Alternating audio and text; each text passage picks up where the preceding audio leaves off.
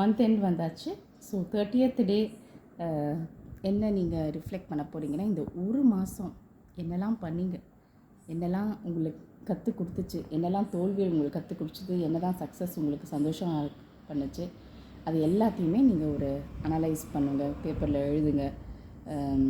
என்ன எப்படி நீங்கள் இம்ப்ரூவ் பண்ணிக்கலாம், இந்த எதெல்லாம் சோகம் கொடுத்துச்சோ அந்த தருணத்தில் நீங்கள் என்ன மாதிரி ரியாக்ட் பண்ணியிருக்கலாம், ரெஸ்பாண்ட் பண்ணியிருக்கலாம், ரியாக்டை விட ரெஸ்பாண்ட் பண்ணியிருக்கலாம். அது மாதிரியெல்லாம் நீங்கள் ஒரு பேப்பர் எடுத்து எழுதுனீங்கன்னா அடுத்த வர மாதம் ஜூலை மாதத்துக்கு சூப்பராக நம்ம பிளான் பண்ணி ஜூனில் கற்றுக்கிட்ட பண்ண தப்புக்களை திருத்திக்கிட்டு ஜூலையில் இன்னும் ஹாப்பியாக இருக்கலாம். அவ்வளோதான், சரிங்களா? எல்லாருமே மனுஷங்க தான், தப்பு பண்ண தான் செய்வோம்.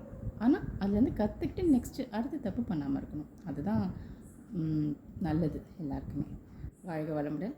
Hope all of you enjoyed the mental wellness challenge 30 days given by me. Ideas கொடுங்க, வேறு ஏதாவது சேலஞ்சுக்கு நம்ம for the month of July பண்ணலாம். வாழ்க வளமுடன்.